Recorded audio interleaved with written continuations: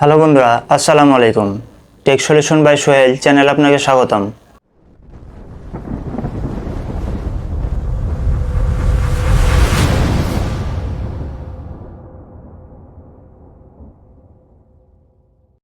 বন্ধুরা, আজ আমরা দেখব খুব গুরুত্বপূর্ণ একটি ভিডিও।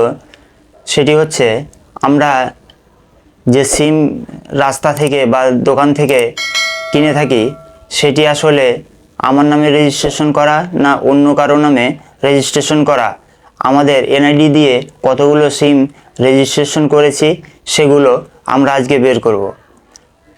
তো বন্ধুরা, এরকম গুরুত্বপূর্ণ ভিডিও পেতে অবশ্যই চ্যানেলটিকে সাবস্ক্রাইব করে একটি লাইক দিয়ে পরবর্তী ভিডিওটুকু কন্টিনিউ করবেন।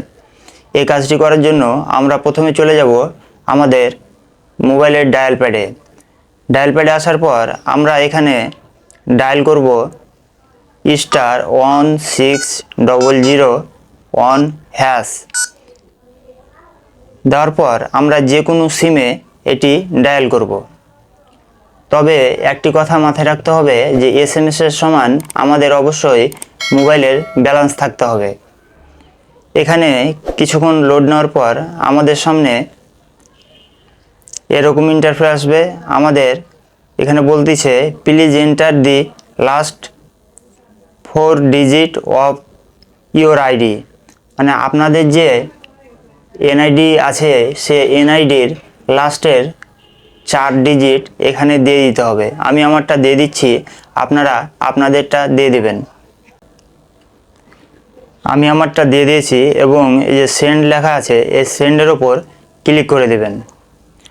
সেন্ডের ওপরে ক্লিক করলে এখানে বলতেছে you will get an SMS on thank you Grameenphone, মানে আমি এটি গ্রামীণ ফোন থেকে সেন্ড করেছি, ওই জন্যে গ্রামীণ ফোন থেকে থ্যাংক ইউ জানানো হয়েছে।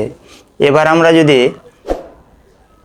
SMS ইনবক্সে যাই, ইনবক্সে গিয়ে আমরা SMSটি ওপেন করি, তাহলে দেখেন আমাদের নামে কতগুলো সিম রেজিস্ট্রেশন করা আছে। 1 2 3 4 5টা। তা আমি এখন পর্যন্ত 5টি সিম রেজিস্ট্রেশন করে রেখেছি বা আমার নামে। তো আপনারা এভাবেই সহজেই দেখে নিতে পারেন, আপনার সিমটি দেখে নিতে পারেন আপনার এনআইডি দিয়ে কতগুলো সিম রেজিস্ট্রেশন করেছেন। যদি আপনার অপরিচিত নাম্বার হয় তাহলে আপনি যে কোনো গ্রামীণ ফোন অথবা এয়ারটেলের কাস্টমার কেয়ারে গিয়ে আপনি সহজেই এই নাম্বারগুলো কেটে দিতে পারেন অথবা নিজের নামে আপডেট করে নিতে পারেন। তো বন্ধুরা, এই ছিল আজকের ভিডিও। আশা করি ভিডিওটি অনেক আপনাদের উপকারে আসবে, তাই আপনারা ভিডিওটি আপনার টাইমলাইনে রেখে দিতে পারেন এবং বন্ধুদের মাঝে শেয়ার করতে পারেন। আর এখনও যারা চ্যানেলটি সাবস্ক্রাইব করেননি দ্রুত সাবস্ক্রাইব করে অল নোটিফিকেশন অন করে দেবেন এবং ফেসবুক পেজ থেকে দেখে থাকলে পেজটি ফলো দিয়ে সাথেই থাকবেন। ধন্যবাদ। আসসালামু আলাইকুম।